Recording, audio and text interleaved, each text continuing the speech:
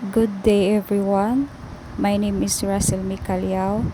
Today I'm going to tackle about Microsoft Office 365. But before that, let us first define what is Microsoft Office 365.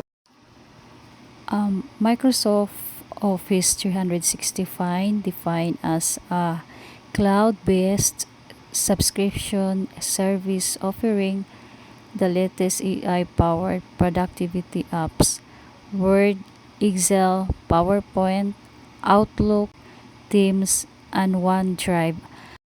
So marami talaga tayong paggagamitan pagdating sa Microsoft Office 365, especially sa ating pagtuturo.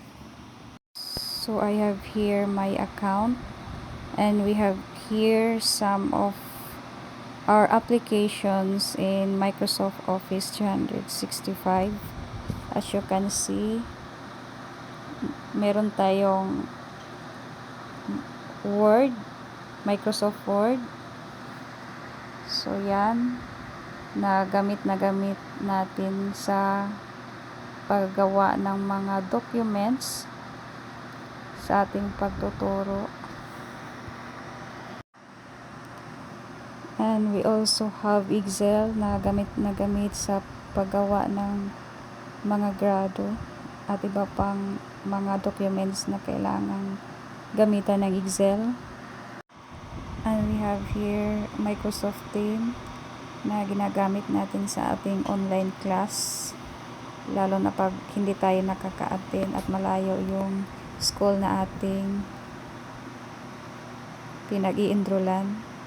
So marami pa diyang mga application na nasa Microsoft Office 365.